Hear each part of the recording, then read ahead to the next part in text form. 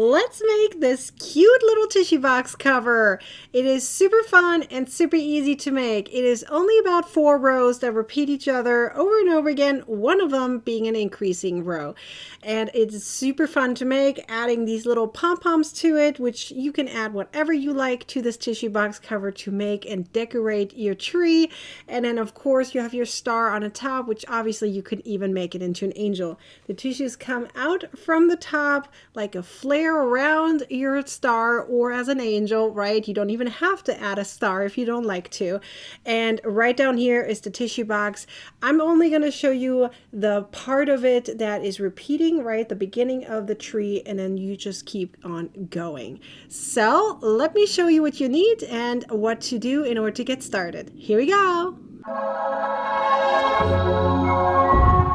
You're going to need I Love This Yarn in metallic, just to reflect the light a little bit, and it's in the color Jelly Bean. I used a little bit more than 1 skein, so you're going to need 2 skeins. This is about 1/3 through, so you can see there's quite a bit of a gap, so I used a little bit over 1 skein. Then I also used a 4mm hook. And then obviously the yellow would be for the star. I'm not going to show that here on how to do that, but the pattern has that listed, and then you just need a few little pom-poms or whatever you need in order to decorate the tree. First, you're going to make a chain of 15, and then you're going to connect the first with the last stitch or chain. And so I like to go through the very first one I made, then make sure that everything is nice and even, and then simply take my loop and then pull it through. So now I connected my first with the last chain together. Now, I would recommend that you use some kind of a stitch marker or something, because we're doing this in continuous rounds. And so now that we have it connected, we're going to place 1 single crochet per chain, so which brings the total to 15 stitches for the first round. Now that we did 15 stitches, we're going to place our stitch marker between the last and the first stitch, and now we're going to repeat that row one more time. That means 1 single crochet per stitch.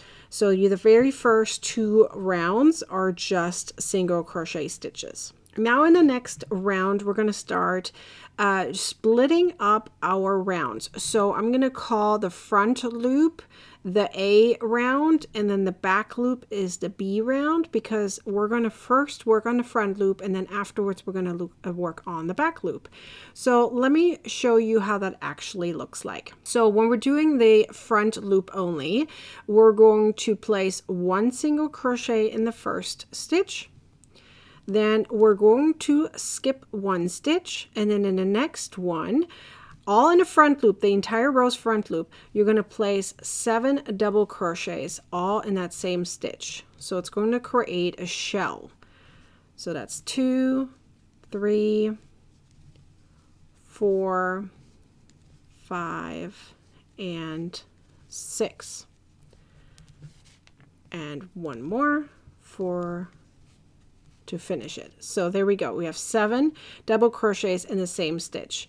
Now you're going to skip 1 stitch, and now you're going to repeat. That means 1 single crochet in the next one. Again, they're all in the front loop, right?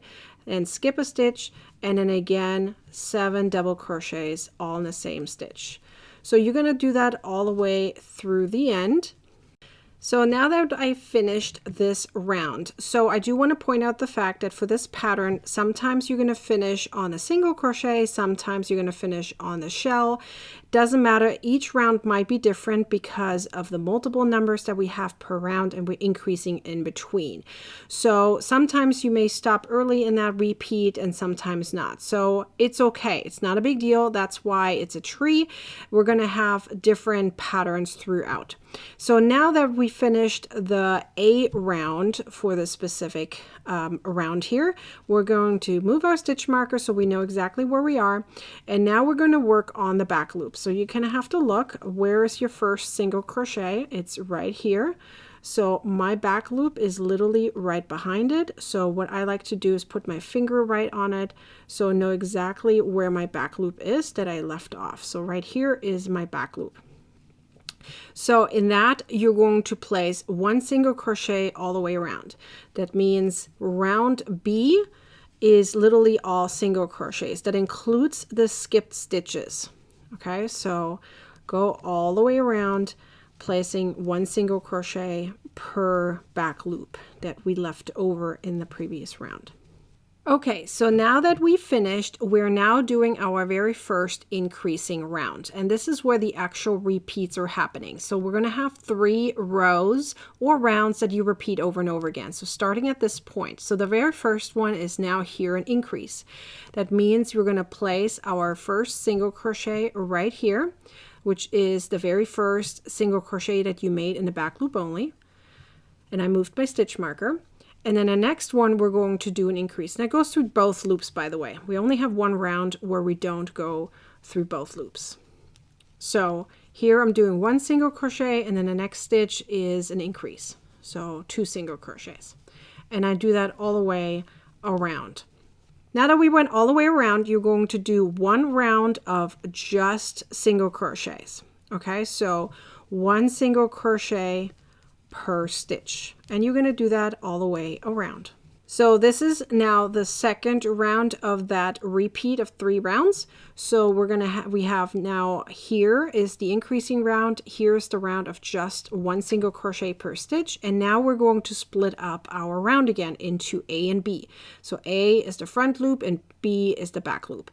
So in the front loop, we're going to start as we did before, 1 single crochet in the first stitch, next stitch is skipped, and the following one is the 7 double crochet. So we're going to make that shell again. So then you're going to skip a stitch and you're going to repeat from the beginning. That means 1 single crochet, skip a stitch, make the shell, and then skip a stitch again. So you're going to do that all the way around, just like we did before. And then the next round would be the back loop. You're going to do all the single crochets again. After that, it's going to start over. That means you're going to do an increasing round. However, be aware that every increasing round may look different. For example, this one we did 1 single crochet and the next one is an increase. And the next time we do the increase, we're going to do 1 single crochet in the next 2 stitches and then an increase. So it changes over and over and over again. But the idea is still the same. We have 1 increasing round, 1 single crochet round, 1 A round, 1 B round, and then we repeat. Okay, so you're going to do that over and over and again until you have your tree. And of course, the shells are representing the branches of the tree. And here's where the star is going to be placed right here. You're going to sew it on or glue it on however you like, and the tissues are coming through the center. So be sure to check out the actual written pattern for this tutorial so that you can actually follow it along with the written instructions. I hope you enjoyed this tutorial. Be sure to like, comment, and share this video. And of course, let me see when you made your tree, how that's going to look like. I would love to see your tree.